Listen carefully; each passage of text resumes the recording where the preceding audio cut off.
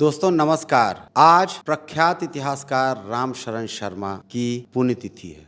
रामशरण शर्मा जिन्हें इतिहास की दुनिया में आर.एस. शर्मा के नाम से जाना जाता है। 20 अगस्त 2011 को उनकी पटना में मृत्यु हुई थी।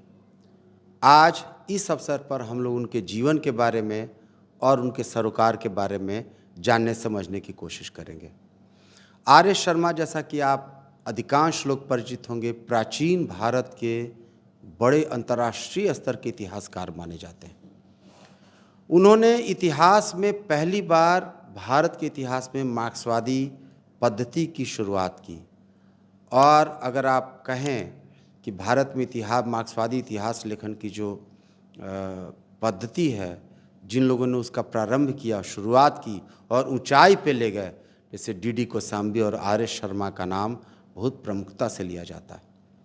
उन्होंने इतिहास को औपनिवेशिक प्रभाव से मुक्त किया, राजा रानी की कहानियों से निकाला, मिथकों और गाथाओं से मुक्त किया, रूढ़ियों और रहस्यों से उसको निकाल के आम जनता को इतिहास के केंद्र में लाने वाले इतिहासकार का नाम है आर.एस. शर्मा। और इन्हीं वजहों से उन पर बहुत ज़्यादा हमले होते हैं, आक्रमण किए जाते हैं, उनकी किताबों को कोर्स से बाहर किया जाता है, आलेखों से उनके जो प्रमुख जो हिस्से हैं वो हटाए जाते हैं। और आरएसएस लगातार आर.एस. शर्मा को अपने निशाने के केंद्र में रखता है। आखिर आर.एस. शर्मा ने ऐसा क्या किया था? इससे पहले कि हम लोग उनके प्रमुख योगदान पर चर्चा करें, थोड़ी सी बातें उनके प्रारंभिक जीवन के बारे में हमें जाननी ज़रूरी है। उनका जन्म बिहार के बरौनी में हुआ था, बेगूसराय ज़िले के 1919 में। और जैसा कि मैंने बताया कि मृत्यु 2011 में लगभग 92 साल की उम्र में। और बहुत प्रारंभिक चरणों में ही उनका संपर्क प्रख्यात किसान नेता कार्यानंद शर्मा, जो क्रांतिकारी किसान नेता स्वामी सहजानंद सरस्वती के अनन्य सहयोगी थे, राहुल सांकृत्यायन से, इन लोगों के प्रभाव में आकर वे प्रगतिशील विचारों के संपर्क में आए। और 1937 में पटना विश्वविद्यालय से इतिहास में पढ़ाई पूरी की और 43 में जाके उन्होंने आरा में और भागलपुर में अध्यापन भी किया। 1948 में उनको एक बहुत बड़ा असाइनमेंट दिया गया। तब बिहार और बंगाल के बीच सीमा विवाद था, तो आर.एस. शर्मा को उस रिपोर्ट तैयार करने की जिम्मेवारी दी गई और इन्होंने तथ्यों और गहन परीक्षण करके जो रिपोर्ट तैयार किया, उसी के आधार पर बिहार और बंगाल के सीमा विवाद का स्थायी रूप से समाधान हुआ। लेकिन आर.एस. शर्मा का सबसे बड़ा काम, जिसने पूरे इतिहास जगत में हलचल मचा के रख दी, उस किताब का नाम था शूद्राज इन एंशिएंट इंडिया, प्राचीन भारत में शूद्रों का इतिहास। ये किताब 1958 में आई। पहली बार भारत में शूद्रों के बारे में इतिहासकार लिख रहा था। इसके ठीक पहले, लगभग 10 साल पहले, 12 साल पहले, 1946 में भीमराव अंबेडकर की किताब आती है, हु वेयर शूद्राज, शूद्र कौन थे? तो अंबेडकर ने बड़ी दिलचस्प बात बताई, कहा कि आज जो शूद्र इस दुरावस्था में पहुँचे हैं, ये पहले क्षत्रिय थे, लेकिन ब्राह्मणों ने इन क्षत्रियों को इस दुरावस्था में, इस दुर्गति में पहुंचा दिया। और इसके लिए उन्होंने महाभारत में एक पैजवन राजा की कहानी है कि वो क्षत्रिय था, कैसे ब्राह्मणों ने उसको।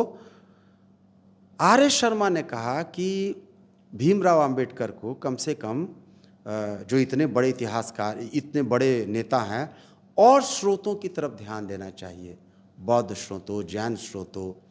और उन्होंने ये बताया कि जो जाति व्यवस्था थी, कभी भी कोई ठहरी हुई कोई जड़ चीज़ नहीं थी।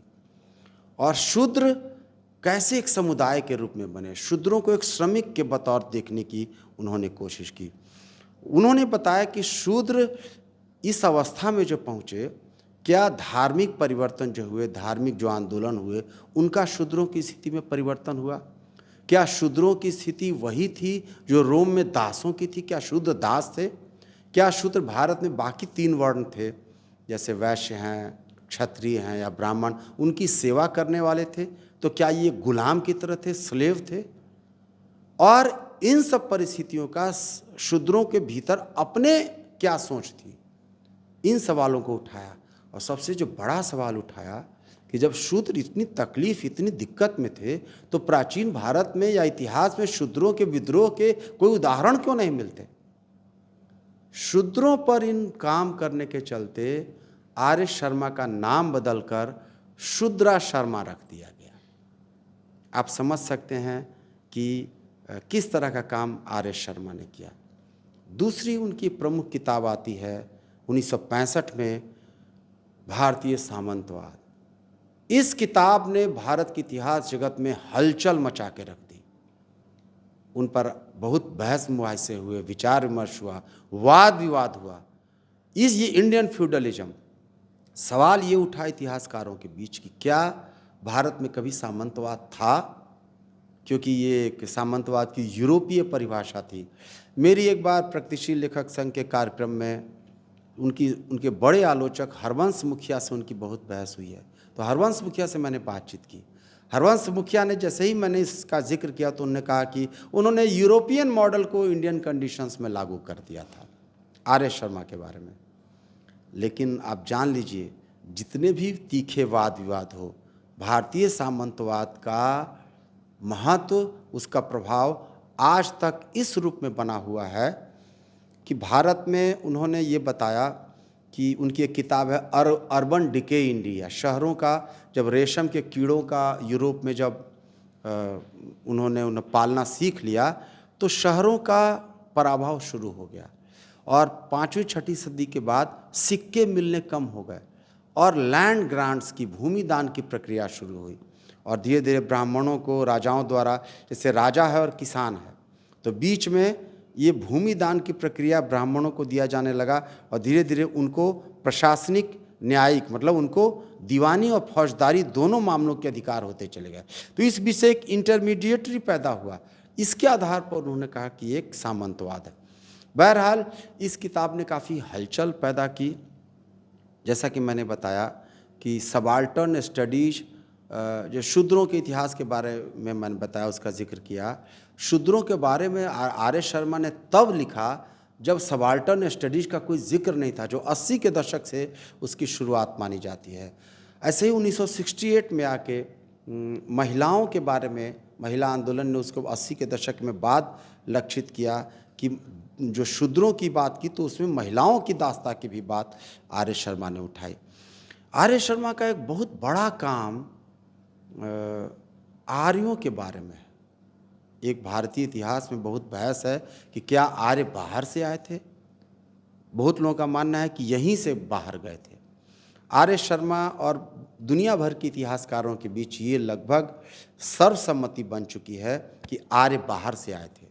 अब दक्षिण पंथ और सेकुलर हिस्टोरियंस के बीच ये एक बुनियादी लड़ाई का प्रश्न बना हुआ है कि क्या आर्य बाहर से आए थे। दक्षिणपंथी इतिहासकार या आजकल पिछले 10 साल से भारतीय जनता पार्टी के सत्ता में आने के बाद बहुत कोशिश की जा रही है कि किसी भी प्रकार आर्यों को यहाँ से दिखाया जाए। आर्यों का भारत में आगमन ईसा से लगभग 1500 साल माना जाता, पहले माना जाता। ये माना जाता है कि घोड़ा जो भारत में आया ये आर्यंस के थ्रू आया और ये माना जाता है कि मध्य एशिया से ये लोग आए। इसको लेके काफ़ी विवाद है, इसलिए उनकी किताब है looking for Aryans, advent of Aryans in India. तो ये सब किताबें हैं जिसने इन सारी बहसों को जन्म दिया। आर्य शर्मा का एक बड़ा काम तब हुआ जब भारत में बाबरी मस्जिद आंदोलन की शुरुआत हुई।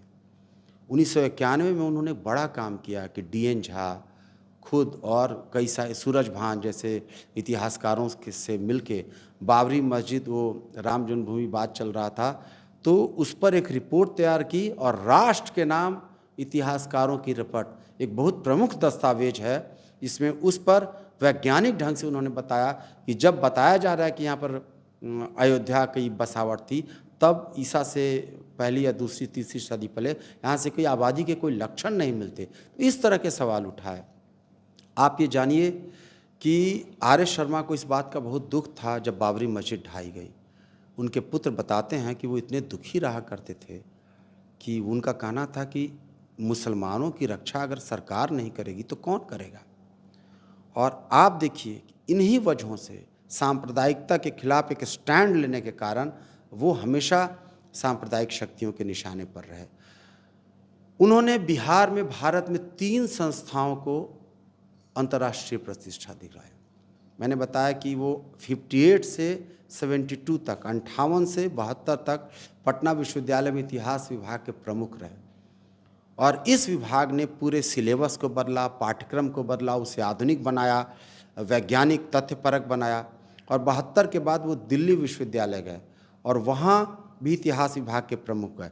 वहाँ जाने के बाद बिहार से छोटी छोटी जगहों से काम करने वाले लोगों को, जैसे यहाँ से DN झा को, राम लखन शुक्ला को, सुवीरा जायसवाल, इस तरह के लोगों को वहाँ दिल्ली ले गए और 77 में ICHR भारतीय इतिहास अनुसंधान परिषद के वो पहले चेयरमैन बने और इन तीनों संस्थाओं को उन्होंने इंटरनेशनल प्रतिष्ठा दिलाई।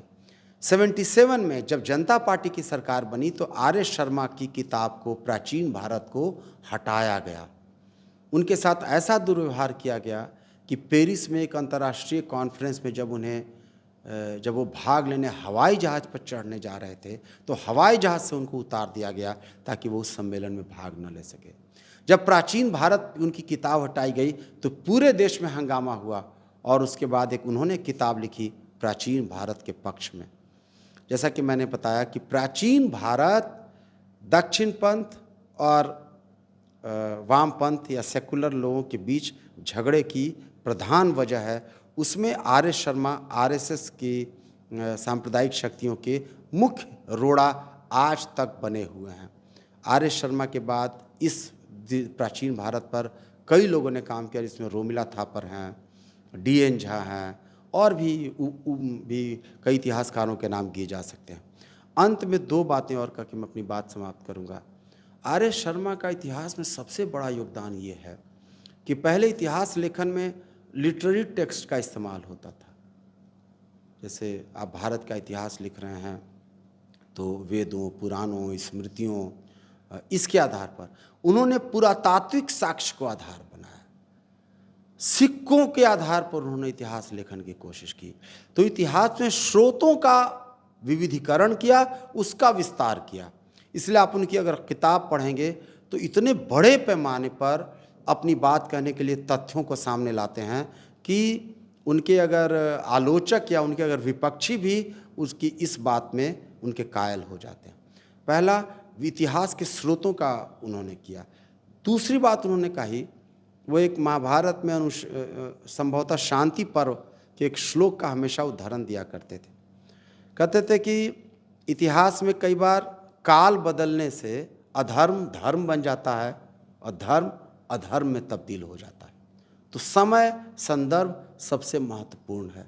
RS शर्मा का लंबा लगभग 6 दशकों का उनका इतिहास लेखन का जो इतना विपुल सामग्री है, इतना बड़ा काम किया और इतिहासकारों की एक ऐसी पीढ़ी तैयार की जो आज तक उन संस्थानों को निर्मित किया और हमेशा एक स्टैंड लेते रहे। उदाहरण स्वरूप जब भारत में इमरजेंसी लागू की गई तो वो पहले ऐसे आदमी थे, उस दौर में ये स्थिति थी किसी को झुकने के लिए कहा जाता था तो वो रेंगने लगता था। उस दौर में उन्होंने इंडियन हिस्ट्री कांग्रेस में आपातकाल के खिलाफ प्रस्ताव पास कराया और वर्ल्ड आर्कियोलॉजी कॉन्फ्रेंस में भी उसके खिलाफ एक निंदा प्रस्ताव पास किया। ये साहस, ये अकादमिक साहस अपने दौर में बहुत कम लोगों को था। दोस्तों, आज RS शर्मा नहीं हैं, लेकिन उनकी अनुपस्थिति में भी, उनकी गैर मौजूदगी में भी उनकी कृतियाँ, उनका लेखन, उनका काम सांप्रदायिक शक्तियों से आज भी लोहा ले रहा है। RS शर्मा मजाक में कहा करते थे कि RSS हमारे खिलाफ है। अब मेरा नाम है RS शर्मा, RSS, तो मुझसे मुकाबला आसान नहीं है। RS शर्मा न रहकर भी सांप्रदायिक शक्तियों के लिए से आज भी लोहा ले रहे हैं। बहुत बहुत शुक्रिया, धन्यवाद।